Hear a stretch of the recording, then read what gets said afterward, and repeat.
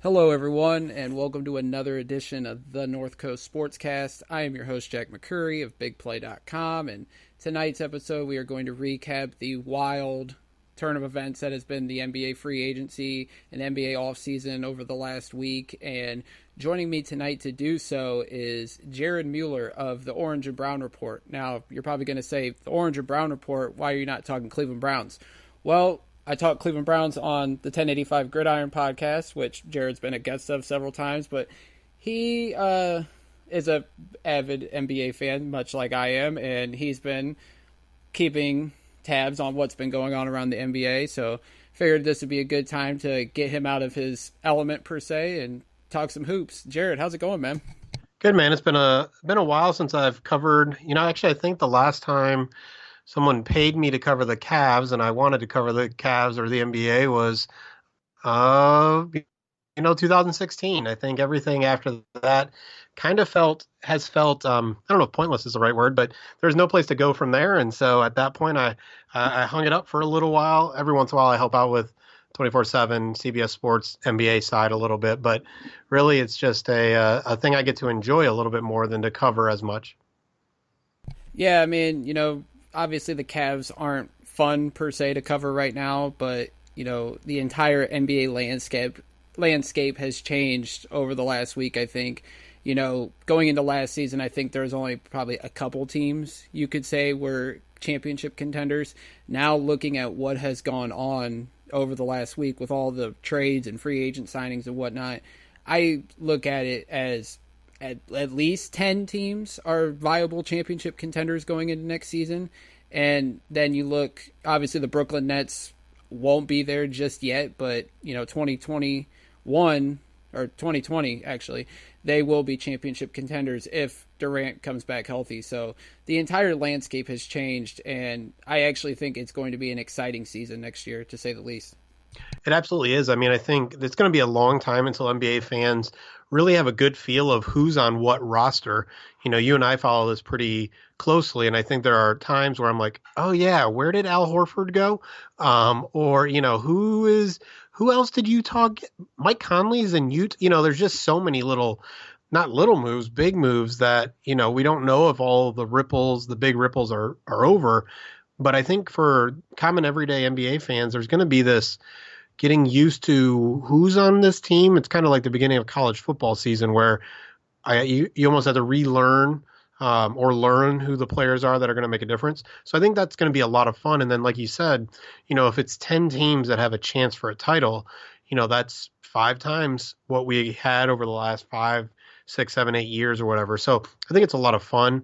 I think it'll be interesting to see where talent and fits and chemistry and all of that kind of go together, because we know that talent is one thing, but you can be as talented as you want, but if you don't fit with your teammates and there's not that chemistry, a lot of that stuff can fall apart. And so it's why a team that had James Harden, Russell Westbrook, Kevin Durant, and Serge Ibaka at one point in time never won a title, right? Even though they had all the talent, there was some fit and there was some maturation that had to happen for those players to be championship level caliber players. Yeah, definitely. It's really going to be interesting how it all plays out. And before we get to, the big moves that took place, one topic that's been going around the last couple days and the last week, would you say that the so-called super team era is officially over? I know, there's a lot of superstar tandems still around the league, but I think we're getting away from the point where you see 3 or sometimes even 4 superstars on one team. Like most things, I think it's cyclical. And I don't think that cycle is going to last, honestly, as long as maybe we want it to. And I say that because Giannis is a free agent coming up in a couple of years. And I think there's just going to be this thing where players want to win titles. And if their chances are, let's say it is 1 in 10, and so they have a 10% chance of winning a title this year and next year. And then in the third year, really are they able to get that chance up to 25, 30, 35 by combining with 2 other players? I just think whether it's the social media age or just our way of looking at players, We have created, and whoever we is I don't care. We have created this thing where the only thing that matters is titles, and so the Karl Malones and the John Stocktons, or in other sports, the Dan Marinos of the world, those players in today's day and age would have moved on. They would have gone someplace because who they are as a player, as a legacy today only is defined based on championships. And so that's an unfortunate kind of side effect. So I think while it's going to be fun for the next year or two, I think you're going to see that swing back where players are desperate to quote unquote fix their legacy or get that on their books, so that they can kind of do whatever they want to do after that. We've seen that kind of from Kyrie Irving. Kevin Love is kind of living his best life, signed his extension, and now he's traveling the world. So I think once they get that one title, they'll be fine. But those players really want to cement their legacy with a title. And that's sad to say that you can't be one of the greats anymore unless you win an NBA title. Yeah, it's really a shame that it's come to that point, but that's the world we live in, and it's like really crappy when Charles Barkley says he hates super teams, and then people want to throw that he paired up with Olajuwon and Pippen and Drexler in the late '90s when clearly all four of them were past their prime, and they say, well, Barkley, you were on a super team. That really wasn't a super team. That's like saying Chris Paul and James Harden, and if they would have added Jimmy Butler, would have been a super team. I wouldn't essentially say that because, Harden and Butler are still in their prime, but Chris Paul's past his prime now. That's not a super team anymore. And I hate that and championships are now like what draws a player's legacy over, how they dominated a sport despite not winning a championship. Yeah, and I think what's really interesting about the NBA is a ton of players are called superstars, but the gap between the top whatever number and that second tier is so significant, it doesn't even really matter. And so, the LeBrons, the Kawhi Leonards, the Kevin Durant's, I don't know how many other people you want to put in there, Steph Curry. There's a few others that really can carry. Anthony Davis is probably in that. Kyrie is probably not. And so it's really interesting in the NBA. You have a ton of really, really good players and players that are called superstars, but really aren't the type of player that is the keystone, cornerstone of a championship level team, can kind of carry everything. But you have a lot of great players. The question really is where do you draw that line? Would James Harden been able to do the same thing with Golden State if he was there instead of Steph? And I'm just using that one as an example, right? You asked that about Giannis, if he was there instead of KD. Where is that gap? Because I think when you think of teams like the Denver Nuggets, you have the Joker there. Is he in that second tier, or is he even in the third tier? Even though he's a superstar, he's amazing, he's great. Where is he in that tier? Because I think that really kind of sets everything up for how we talk about these teams. You're right. Chris Paul, probably third, fourth, fifth tier at this point in time, right? Jimmy Butler, probably a third tier star, superstar type player. That's not a knock on him at all. James Harden, again, is he in the top tier? Is he just below that in the second tier? Where's Russell Westbrook? All of those things really matter because when you talk about super team and you're talking about KD and Steph and Klay Thompson, that's top 3, top 15 players, right? Even when you're talking about the Cavs with LeBron, Kevin Love, and Kyrie Irving, you're talking about 2 top 15, 20 players and another maybe 20, 15, 20, 25 with Kevin Love. I think it's just important to talk about, which tier of player are really on these teams. And that's what makes LA right now so special is it looks like they have 4 of those guys and there may only be 7, 8, 9, 10 of them. All right, well, let's get to the big moves. And the biggest moves came Friday night, late Friday night. I was sound asleep, and then I had my iPad next to me because that's what helps me fall asleep at night. And I started hearing the notifications, and then I wake up. I had, all these notifications from Bleacher Report. I had DMs from Anthony Jokey, who is usually my co-host here. He's not here tonight. And he's going Woj bomb, and I'm like, what happened? And I see the Paul George got traded to the Clippers, and I'm like, well, that's interesting. And then I'm scrolling, and then I see Kawhi Leonard joined, and all I could do was say, "Holy shit!" And then I couldn't sleep Friday night, and I had to be up at 5 for work, and I just like it was a shocker. I did not expect Kawhi to go to the Clippers. I thought he was destined to go to the Lakers or go back to Toronto, and then B, to see Oklahoma City trade Paul George. Jared, did you find out Saturday morning? Were you up Friday night when it all happened? Like, what was your reaction to all that? Yeah, so I was not feeling good for the last couple of days. So I was out cold, woke up and was just kind of half awake scrolling my timeline. And I'm like, why are people talking about Paul George? Okay, Kawhi joined the Clip. Wait, who? What? Because what I've been told, and so while most people were, I was obviously not wanting him to join the Lakers. My expectation was that he wanted to be a Clipper for a variety of reasons. People really don't like playing with LeBron is one of them. Not a lot of people really like playing with that guy unless they're young or old. In between isn't really their thing. So I knew he wanted to be the Clippers. The real question is who was going to be that second star. And there really wasn't. Kevin Love wasn't considered that guy. The Clippers may have tried to make that deal just to see if it could be enough for Kawhi, but there really didn't seem to be another that guy kind of out on the market. So I didn't know where that was going to come from. And obviously the Thunder getting that trade demand from Paul George, they really leveraged it the best they could. And I think they got a really good deal in return. Now they have to decide what they do going forward. But for me, it was shocking that Paul George got moved. It wasn't that surprising that Kawhi got moved. And then all the machinations of what does that team look like, right? It's easy to forget that they picked up Mo Harkless because the Trailblazers wanted Hassan Whiteside, which I still can't totally figure out. And then Pat Beverly re-signed. I'm not sure how you're going to score against that team. And it'll be really fun to watch because it seems like a bunch of people who wanted to be together and that complement each other in a lot of different ways. So I'm really excited to watch how that all works out. And so I was surprised, but I'm actually kind of excited. I probably would have been pissed if it was the Lakers that somehow pulled something like that off. Obviously, it would have been that if they would have traded for AD and then signed Kawhi. But there's something about the little brother Clippers getting a chance that's really exciting to me, probably similar to the Brooklyn Nets having a chance in New York, even though they've been the big brother on the court probably for quite a few years now.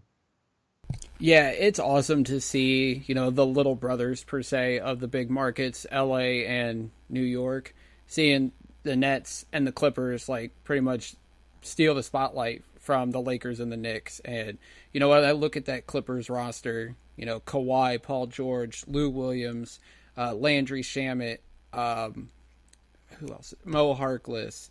That team is so deep, and I think they're the favorites going into next season, definitely. Albeit, and I kind of forgot about this, Paul George had surgery on both shoulders at the end of the season. He might not even be ready at the start, but to see him, Kawhi, Patrick Beverly, that's 3 elite defenders right there. I cannot wait to see that team on the floor and to see what they're going to do defensively. I heard Kendrick Perkins say they might break records in terms of their defense, and it's really exciting to see what's going to come of that squad. Absolutely. I mean, even, Montrezl Harrell being there, the Lakers gave away Zubac, if I'm pronouncing his name right. If I'm looking at the depth chart right, Wilson Chandler might still be there. I'm not sure about that one. There's somebody named Rodney McGruder, which just makes me think of MacGruber from The Office. Yeah, I just think it's an exciting thing. Having Sweet Lou as the 6th man of the year for perpetuity until he retires is really exciting. I think it's just a lot of fun to have a team that seems to make a lot of sense and have a lot of guys that are likable in their own way. Like I would never want to play against Patrick Beverly.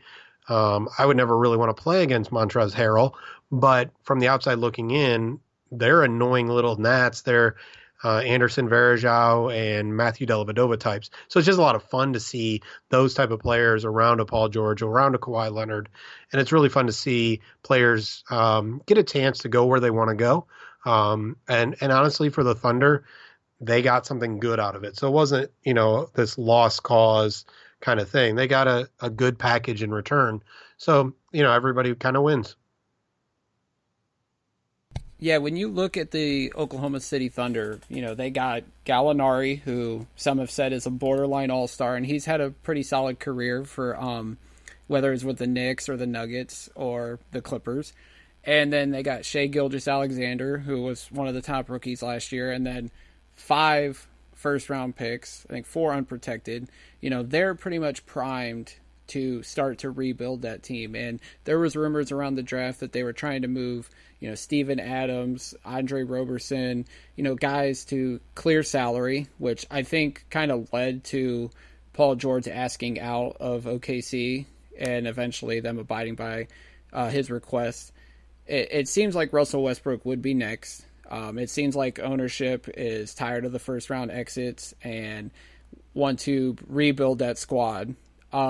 When you look at what OKC has right now and the decisions they have to make, do you think at this point they should tear it down, trade Westbrook, trade Adams, and just start the rebuild? Because, they've had quite a run since they moved from Seattle to Oklahoma City, and, their fans might not be prepared for a rebuild, but it does look like it's indeed coming. Yeah, at some point in time, that rebuild has to happen. I think I actually kind of like the way the Cavs are dealing with their rebuild, keeping Kevin Love so far, keeping Tristan Thompson, keeping some of the veterans around. So I think that's really going to be the big question of who should they keep around as they look to kind of transition. So because I think what we saw from the Cavs rebuild with Kyrie and Tristan and Deion Waiters was you can't have too many young players. If you don't have veterans who can actually play, then you're kind of out of luck in that rebuild. I called Kevin Love based on something I was told from inside the team. I called Kevin Love a development bonus or booster because that's kind of how they see him, is that he's going to boost kind of the development of Sexton, Garland, and those kind of guys. I think Oklahoma City should tear down. I think they should deal Russell Westbrook. I truly believe that if the Clippers wanted Westbrook and could have made all the salaries match in a way that didn't destroy their team, that Oklahoma City probably would have added him to that deal without getting anything besides the salaries back. So I don't think the Thunder are going to get a ton back in return for Russell Westbrook. I think when you put the two trades together, when they end up happening for Paul George and for Russell Westbrook, you'll go, hey, all in all, that's a really good deal, or those are some really good deals. I just don't think they're going to get back as much from Westbrook as some people think. So then the question is how do they clear money? And really that's where Adams comes into play. I think he's a really good player. I think he could be a culture guy if they wanted to rebuild, but they could also get off that $25 million a year and then be the home for people who wanted to dump money and give them some assets. So I think they have a lot of ways that they can go. I think probably at this point, the worst thing they can do is keep Westbrook. If they could just move on from him and get a young asset, a veteran, whatever contract they need to, and maybe a pick, I think they should be happy with that and just kind of turn the page into what life looks like after all of that. Again, whether that's with Adams, with Gallinari, whoever else they decide, I think they need to keep around a couple veterans that know how to play right, that can create culture for all the young guys, including Shai Alexander, coming over from LA, already had a good rookie season and a good cultural rookie season. I think they just need to keep some of that going and not just tear down totally, but they do need to move on from Westbrook and let him see what he can do someplace else. And when you look at, potential landing spots for Westbrook, I've heard Orlando been floated around. I don't know how likely that is. I've heard Detroit, which would be interesting, pairing Westbrook up with Blake Griffin, unless Blake Griffin were somehow a part of the trade package. And then, of course, the Miami Heat's been floated around because they just acquired Jimmy Butler over the last week. And, Pat Riley is probably tired of being a mediocre running a mediocre team. They've been irrelevant somewhat for the last 5 years since LeBron left, and obviously Wade and Bosh fizzled out. I could see Miami making a move. They don't have the assets in terms of draft picks to make a move, but they do have some young pieces that, could entice Oklahoma City to make a deal. And they're not just rookies. They have some young pieces that, have obviously been around a good culture like Miami and could bring that to Oklahoma City as well. Yeah, I mean, I think where Westbrook goes is so interesting because if you think of him as an Allen Iverson type where everything has to run around him, it's why Jimmy Butler went to Miami. Jimmy Butler went there to be the man, to be his team. Will they fit together there? Who knows? Will a bottom dweller type like the Kings or the Knicks try to kind of pull something off? Will the Bulls, who have been searching for a point guard forever and haven't really had that name since Derrick Rose, who will make that move, I think, is going to be really interesting. The Suns would be really fun if they could pull that off. But they, just got rid of one of their former draft picks. And I'm blanking on his name right now. Young wing. Anyways. TJ Warren. TJ Warren, but they also dealt another guy, Josh Jackson, sorry. They traded him over to Memphis because he's have some off the court issues. I think it's really interesting where Russ goes, and I don't think there's a lot of spots for him. And then when you look at Oklahoma City is going to want some kind of salary relief in return. I'm currently looking at Spotrac just to try to get an idea of what's out there. And right now, the Atlanta Hawks have $12.5 million in cap space. Then it's the Kings at 2, Pacers have 1, and the Bulls have not even $500,000 in cap space. Again, if this is all up to date with all the gazillion moves that have reportedly been made and all that kind of stuff. And so you look at if the Thunder really want to lose salary in this process, Russell is making $38 million. And so to lose any salary, they either have the option of the Hawks or they have the option of the Cavs and J.R. Smith's contract where they can cut about $11 million off their salary cap in that way. So there's not a lot of flexibility out there. Like you talked about, Miami doesn't have a lot of assets to trade. They do have some young players, Bam, Justice Winslow, some of those guys. But I just think it's not as easy as it seems it would be for a player who has averaged a triple-double. I think it's 3 straight years, partially because of how he plays, partially because of that contract that's like $44 million when he's 34. And partially just because everything has already been moved around. So there's not a lot of cap space unless they want to take back that much money as well over the next few years. Yeah, I'm glad you brought up the Cavs. And obviously I know you've heard stuff. I've heard stuff as well that, the Cavs could be involved in trade talks with Oklahoma City. I can say for sure that they would like J.R. Smith's contract because it would help them get below the luxury tax. And obviously, I think that's the owner's mindset at this point. If the Cavs could get involved somehow, say with Miami, if they can get a young piece like a Justice Winslow, like a Bam, I think they would definitely be interested because I think the Cavs are obviously looking for wings, and I think they're looking for a rim protector. Now, Cleveland.com was talking today how they're high on Ante Zizic. Coach Beeline is for sure, and his work ethic and everything. But if they could get Bam, I think that'd be a good get. If they can get anything for J.R. Smith at this point, I think it would be a home run move. Yeah, I mean, the reality is Kobe has made it really clear, though, is they aren't just going to make a move just to get a player if they're going to have to take on money and stay in the luxury tax. And so it's got to be worth it to them. And we know that we're pretty sure that they had deals for some level of first-round picks or swapping their, I think it was 26 or 28, whatever it was, along with J.R. Smith's contract to move up to, say, where Miami had 13. And really it looks like Kevin Porter was kind of their goal all along. And so now they already have him. And so for them, it's not about we need to do this or we have to cash in on this, because if they just cut JR, save that 11 million, I don't know the exact number, but it's in the high 20-some million that they will cut off of their luxury tax bill. And while that doesn't matter to Dan Gilbert, I think as a team developing and getting assets, you don't want to pay that. You don't want to tell your owner, let's pay this just to get a second-round pick, right? And so it's got to be a player like Bam. I think they would do it for a Justice Winslow, who, if they have Russell Westbrook and Jimmy Butler, his value last year really was as kind of a point forward. And so he loses a lot of his value and usage if you got Russ and Jimmy taking, every shot basically. So I think there could be some movement there if Oklahoma City is not interested. So if you move out Bam and Justice Winslow and whoever that contract has to be, that could be Goran Dragic or whoever, I think you're getting close to what that deal is going to look like. Just depends on which team wants which player and then how to make all the cap stuff work.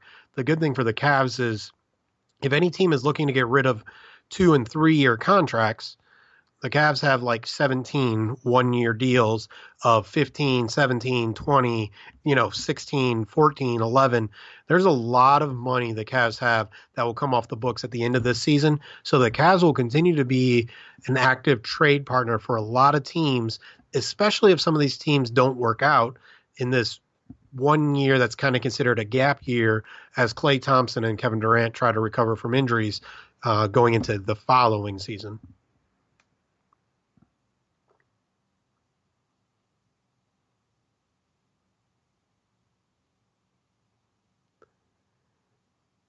Hello. Oh, shoot. Before Kawhi and Paul George made the jump over to the Clippers, the big move that everybody was talking about was Kyrie Irving and Durant going to Brooklyn. Obviously, we won't see the duo together for a year, and because Durant's recovering from the Achilles injury. And Kyrie, obviously, is an upgrade over D'Angelo Russell, and I think the Nets are going to be like a 4 or 5 seed, I would say, in the Eastern Conference. And, they might make some noise because when you look at that team, what they did with Russell leading the way, they were a surprise team in the playoffs, and then they were competitive against Philly in that first round. Jared, when you look at the Brooklyn Nets and how they're constructed with Dinwiddie, Joe Harris, Taurean Prince, Jarrett Allen, they have a lot of young pieces there, and they're obviously getting Kyrie this year, and then hopefully Kevin Durant comes back to full strength. Do you see that team, and they also added DeAndre Jordan, I almost forgot. Do you see that team being a competitive playoff team in the East without Durant? And then how do you think they will match up against teams like Milwaukee and Philly once Durant comes back and hopefully is at full strength? Yeah, I think I'm really excited to watch that team. Kyrie at some level just annoys me. I'm just not a big dribble the ball into the ground kind of guy when it comes to the NBA. It doesn't mean Kyrie's not great. He can shoot. He can pass. Obviously, he can score. He can do a ton of things off the dribble, get into the lane, crazy shots. We saw it all in Cleveland. I really like what they did. I think last year the injury to Karis LeVert really put a kind of hurt to where their team was. But I really like the backcourt and wing depth that they have. Probably one of my biggest concerns for them is DeAndre Jordan starting over Jarrett Allen. I think Allen is a young building block that the team should really be looking at. Yes, he got pushed around a little bit a lot by Joel Embiid in the playoffs. But all in all, I think, they're missing kind of that number 2 guy. But I think they have enough depth to go small ball a lot. So they can run, especially if they take Jordan off the floor and go with Allen. Listen, DeAndre Jordan is a short center who was above the rim runner, and shot blocker. As you age, those things tend to go away quicker than you would think. And so I think right now they're really lacking that power forward type of player that I think can make things more difficult for other teams. But I think that's when they go small. They can have Dinwiddie, Irving, Prince, LeVert, or Harris, and Allen on the floor and be fine. It's a really exciting team. I think they could cause some trouble for every team except Milwaukee. I think Milwaukee's length continues to be a problem for almost everybody. And so I think Kyrie is going to get really frustrated by Eric Bledsoe guarding him strong. And then all that length and everything that Giannis can do, I don't think DeAndre Jordan and Jarrett Allen, even though they are rim protectors, are enough. When Kevin Durant comes back, that's when everything opens up, because then you have 2 shot creators, 2 guys that can do everything on their own.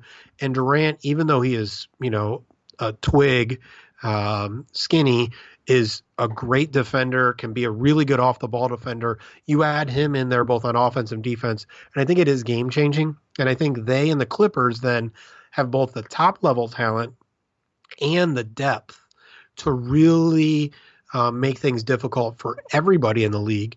You know, the Lakers have their top two guys, Danny Green. I think Kyle Kuzma is not very good, to be very honest with you. I don't think he should ever start for a team.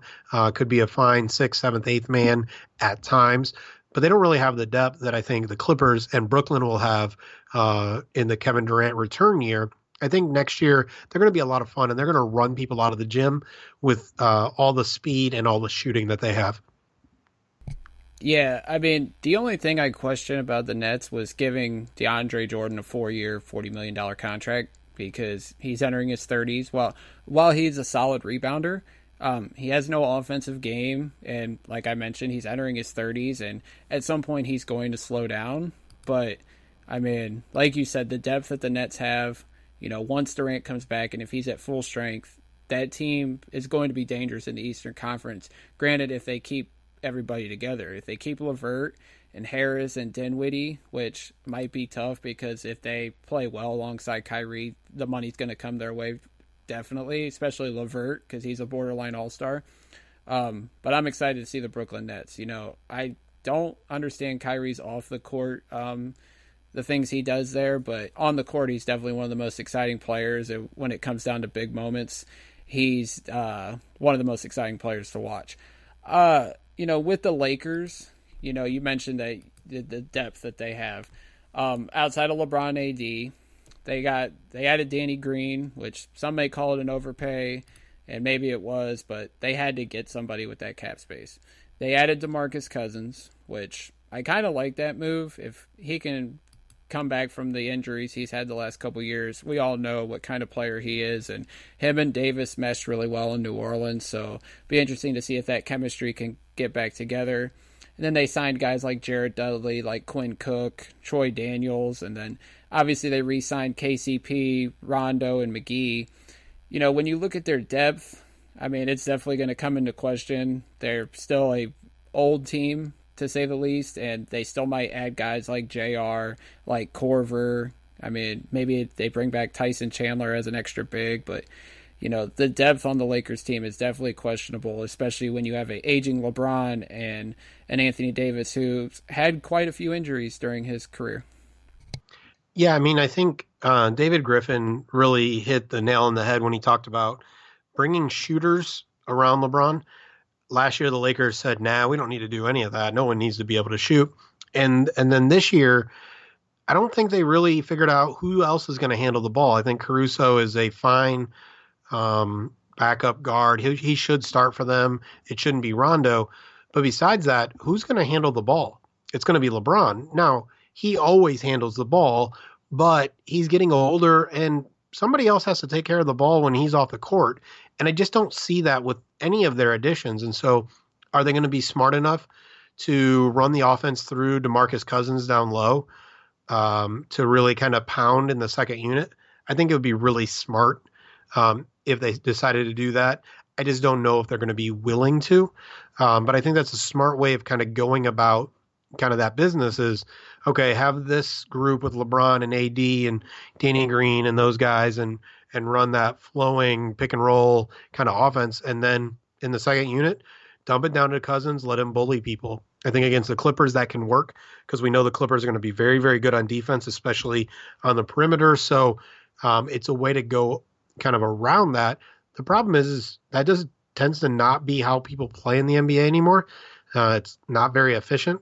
And you have to surround that with shooters, which they don't, you know, Troy Daniels is fine and, you know, all of that, but I don't think they really have those guys.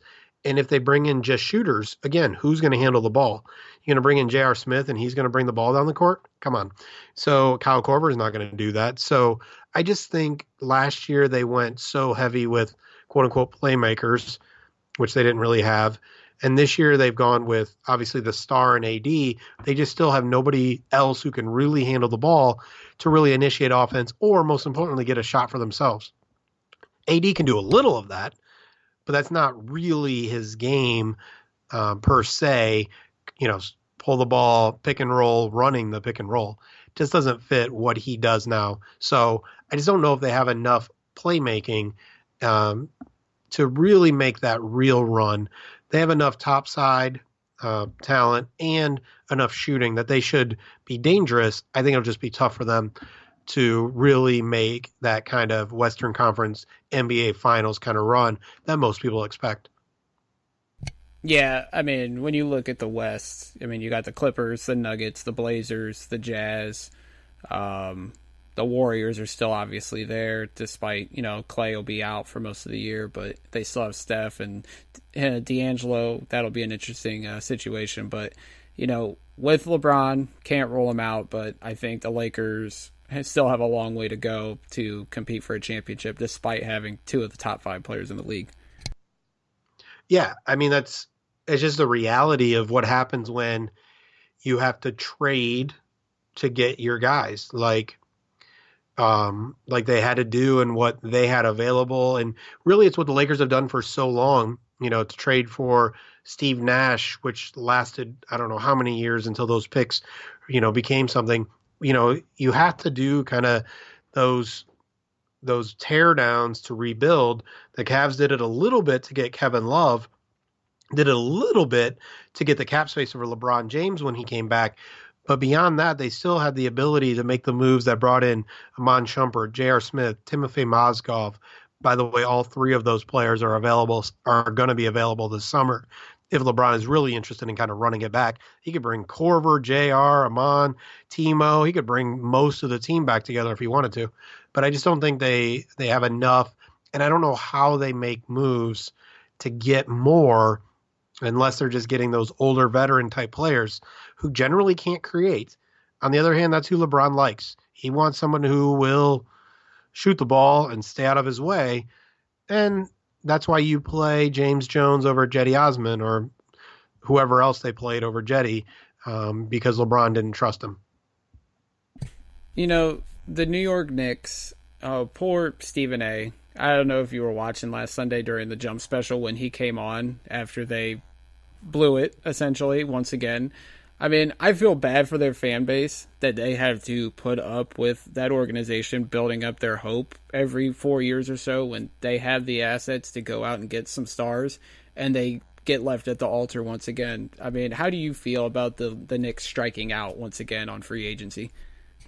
I mean, I think it just shows you can be in one of the big markets, but players are smart now and they know your owner is an idiot, right? And so your owner is going to make poor choices. And there's a level of intelligence with NBA players where they don't want to work for an idiot. They don't want to work for someone that embarrasses them. I think many of us worry that our coworkers or our company is going to embarrass us, our reputation, those kind of things. I think it's just tough. People talk about Madison Square Garden as the Mecca, but it seems like it's the Mecca to visit. Right. Kind of like, and I'm not religious in that area, but it's kind of like visiting Jerusalem or the Mecca or whatever, where you make a visit every once in a while and it's kind of cool, but people aren't moving there. And I think that's really what the Mecca has become. And that's a James Dolan thing. It's a company that hasn't really figured out who it is and what it is. I don't hate their moves this offseason. You have to have some kind of stability in players around you. So that RJ Barrett just doesn't become, whether it's Russ Westbrook, Allen Iverson, this guy who puts up quantity stats, but not a lot of quality. I just think it's funny to see what ownership can or can't do, depending on if it gets in the way. And with Dolan, he's in the way. It's not just that he owns the team. He's willing to spend money. He's spent money on Isaiah Thomas and Phil Jackson and all kinds of people. But he gets in the way, and people just are not willing to be a part of a team that the owner gets in the way, and I understand that. Yeah, I mean, if the Knicks fans are down, I think RJ Barrett's going to help that team get the fans a little perked up. I like the Julius Randle signing. I thought he was underutilized in Los Angeles. I thought he had a solid year in New Orleans, and I think him being there next to Barrett, I think that'll be a good duo. It won't be a great duo. It's not going to push them into the playoffs, but it'll make the Knicks fun to watch. And they were smart in free agency. They only signed these guys to like a couple year deals with team options.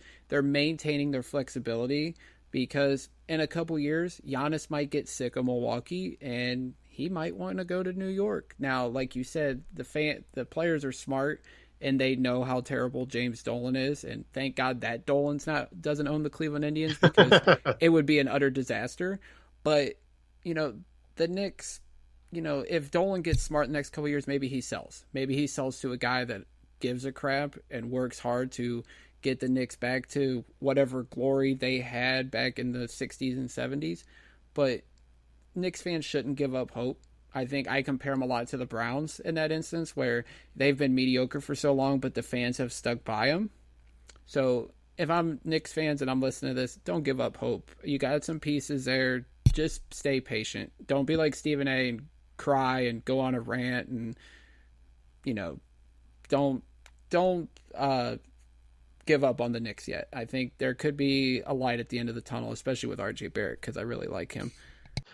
Yeah, I like Barrett as well. I think the other thing New York Knicks fans need to remember is most of you live in New York. Go enjoy that city. It's kind of awesome. So, don't go to Yankees games because we hate them. Go support the Mets or something. But you have New York. Enjoy New York. It's like people in LA and San Diego and Miami. Y'all got it. Like, life's pretty good. So, yeah, don't complain. North Carolina, enjoy the weather, enjoy the beach, enjoy the big city. You can't have it all sometimes. I'm sorry. It's just the way it is. Right. Go to a Mets game. Go watch Pete Alonso knock the crap out of the ball. That's something fun to watch, definitely. Before we get on out of here, got a couple more topics I want to discuss. When you look at, aside from all the major moves, was there any teams that left a strong impression on you in free agency or making a big trade, like that caught your eye and said, that team's going to be fun to watch next season? Well, so I've never had a second team in any sport. Like, that's just never happened. I'm officially a Pelicans fan. Like, that team, all starting with the JJ Redick, obviously Zion Williamson. To be honest, I don't even know if I think Zion Williamson's going to be really that good in the NBA, but I am officially, obviously David Griffin holds a special place in all of our hearts, but I am officially a New Orleans Pelicans fan for sure. So I like what they did. They didn't tear down around Zion. They have, Holiday, they got Ingram, they got Ball, they got Hart, they got Okafor. They drafted Jackson Hayes. I really like what they did, but to be honest, my favorite offseason has been Utah. Trading for Mike Conley is going to unleash Donovan Mitchell because Conley is going to really do a good job at ebbing and flowing with Mitchell. He's not just going to take over, and he's not just going to give in. There's going to be a good balance. And then they brought in Bojan Bogdanovic, who will either start or back up Joe Ingles. Ed Davis gets his yearly, how did they get him so cheap contract.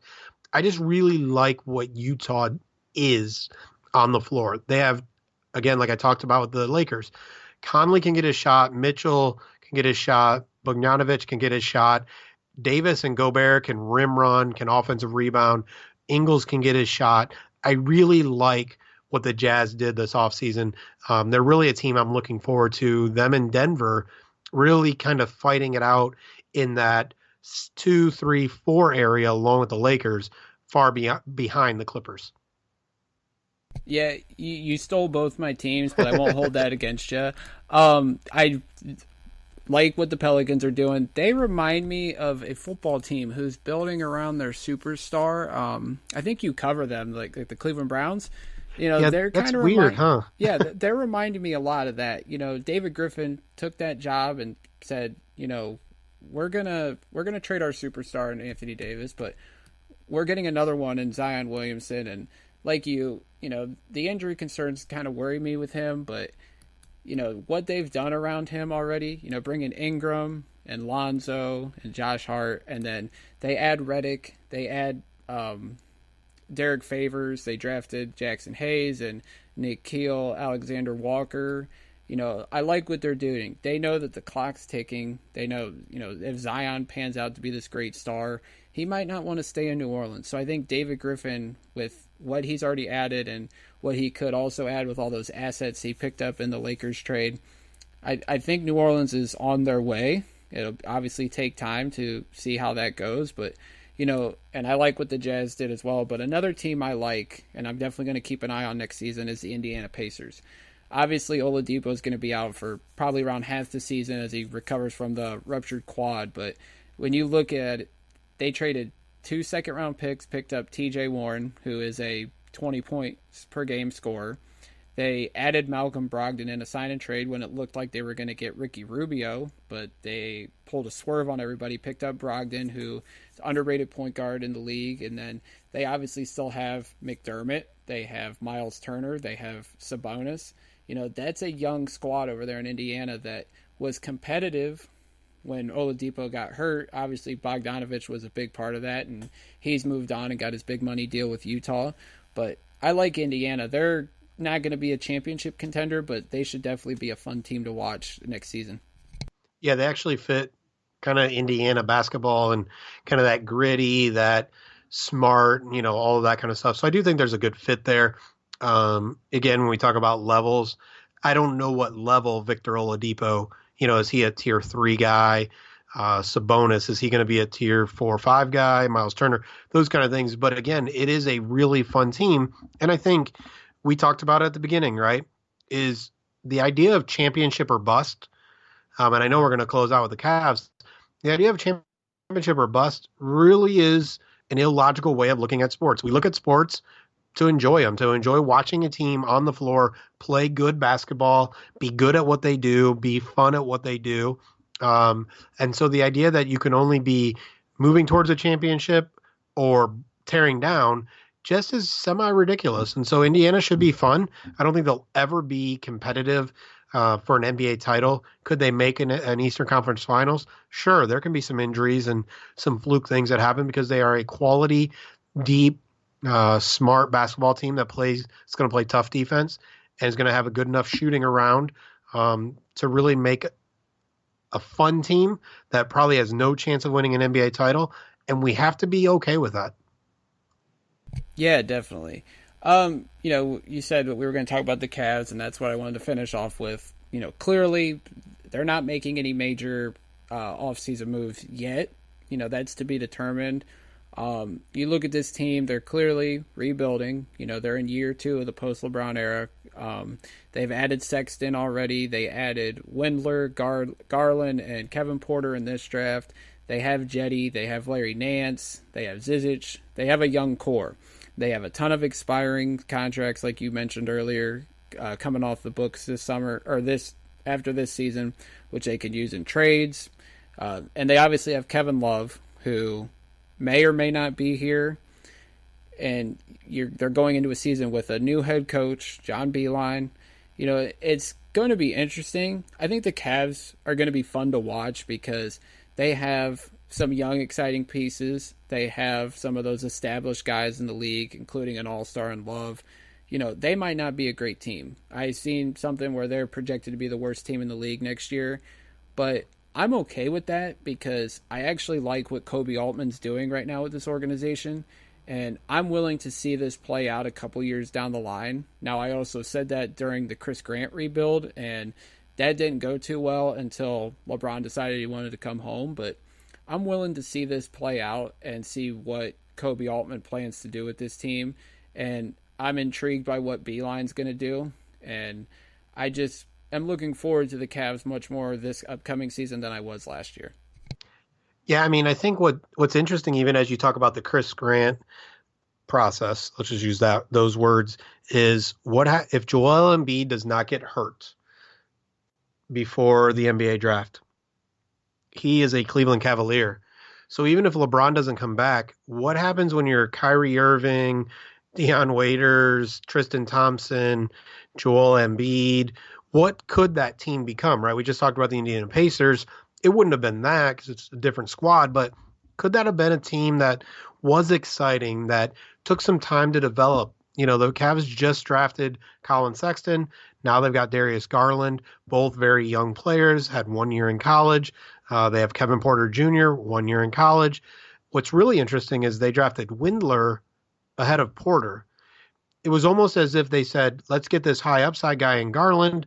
Let's get a guy that we know does something well, can be a solid role player in the NBA, has a very specific purpose, could be a Joe Harris, Danny Green type player, whether he's Kyle Korver, whatever it is, and then went back for Porter, who is that upside young kind of player. I think the reality is the Cavs will have some decisions to make at some point in time with these young guys, but they've got a lot of young guys that if they develop over time, I think keeping Kevin Love around, Tristan Thompson around, those kind of guys around can really set them up for success.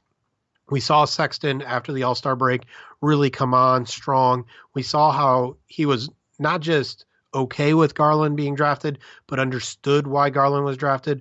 I just think the Cavs, like any team, if they try to build from their youth, can become very, very interesting as long as they hit on one or two of them. And then everything else around them has to be decent to okay to at least be a fun team. And that's why I think, or I know, the Kevin Love trade hasn't happened yet. The Cavs have had some options, including to make a trade with their former GM, David Griffin, that they just chose not to move forward with on a trade that if the details I've heard are true and it got out, and people would be kind of probably upset that the Cavs didn't get at least minimum the number 4 overall pick plus some other stuff that players that fans would be interested in, because they really value what Kevin Love provides to their team. And so I don't think they're just going to move Kevin Love. They're going to look for their best deal if they move him, or if he says, I want out, then they will move on from him. But for right now, they see him as a beneficial player around some young guys that could be really exciting, right? If 2 or 3 of Sexton, Garland, Windler, and Porter Jr., if 2 of those guys become all-star or just below all-star level, the Cavs have overcome the odds of what the NBA draft is about and have a fun future ahead of them. That's really all that we can ask. Could we be Portland? Could we be Indiana? Could we be a team like Utah? That's what we can ask for. And then maybe one of them becomes Steph Curry, right? And again, that's a huge gargantuan maybe. I'm just using an example. Maybe something like that happens, and then we get to have fun in Cleveland again. Or LeBron comes back for his final year so he can play with his son. And that could be fun too. Yeah, definitely. I mean, that's the one scenario that I keep playing back in my mind. Is it realistic? Probably not, but it's fun to talk about. Like you with Kevin Love, I don't think the Cavs want to deal him. And I know there's been scuttle that he would be open to being traded, but he's not going to be like one of these superstars that will hold out or try to hold the franchise hostage like Kyrie Irving tried to do. I think the Cavs would move him if the offer's right. And clearly the offers they've had may have been right, but maybe the Cavs feel like they could do better. My only thing is with his injury history, if they hold out and at the hope that maybe they'll get a great offer at the deadline and he's hurt again, that it'll come back to bite the franchise. Maybe in that scenario it would be tough, but Kevin Love does bring a lot to the organization. He's willing to be around, or he wouldn't have signed that extension last summer. So him being the leader of this team, even if they're not going to be a playoff caliber team, I think speaks well to who Kevin Love is as a person. And I think that's something that a lot of people don't look at too much. Yeah, I mean, they would have no problem if Kevin Love finishes out his contract there. Like, they'd be fine with that. Even if the injuries happen, they know that's possible with Love. They would be absolutely okay with that because, again, Kevin Love is not their future. They know that, but can Kevin Love make their future better, which is all that really matters, right? And so they think he can. They know he can. They know he's the right kind of guy. He's not this bull in the china shop kind of culture leader. He's this hardworking, caring, dedicated guy who is great to have around. And when he can play, he makes everybody on the team better, and he helps the young guys not have to shoulder all the load. All in all, they're okay with paying for that for the next, whatever, that 4 years they have left. Absolutely. Well, Jared, it's been a great hour talking to you about the Cavs and what's all going on in free agency. It's nice to actually talk something else besides the Browns with you, but hopefully in a couple weeks, me and Anthony can talk to you again about the Browns, because we are getting ready to buckle up for what is probably the most anticipated Browns season in a long time. Yeah, I mean, I'm taking a cruise at the end of July, right as training camp gets to start, just to get my mind clear, and I might record a few things that I can post once I get back. But it's going to be fun. I'm really looking forward to seeing how Browns fans react to a good team. One of the things I've encouraged on the OBR for a few years now is, hey, Browns fans, when you're not watching the Browns, go watch what good teams look like, because good teams still have struggles, still make mistakes, all that kind of stuff.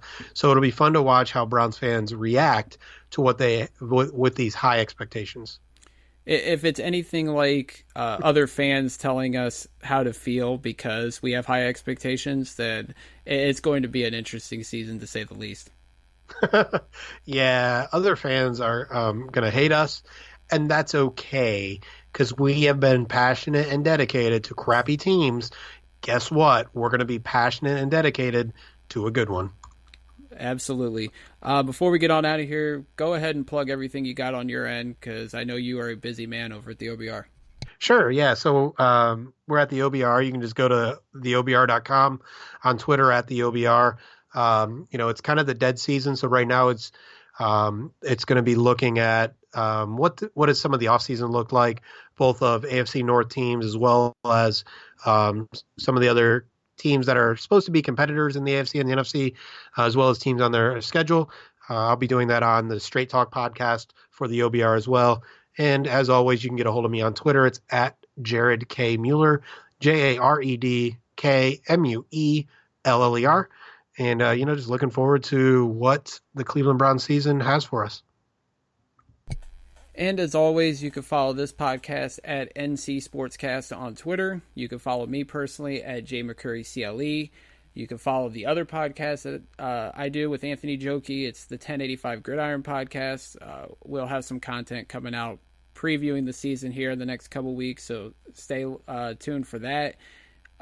This podcast and 1085 is available pretty much anywhere you listen to podcasts: Apple, Spotify, YouTube, SoundCloud. We're everywhere. And as always, as we get on out of here, forgot one thing. Check out bigplay.com. I am a writer over there, and we have a great team covering all aspects of the sports world, including NBA free agency. So you can go back and look at all of our work over the last week, including my work. Definitely go check that out as well. And as we get on out of here, thanks for listening, and go Cavs, roll Tribe, and go Browns.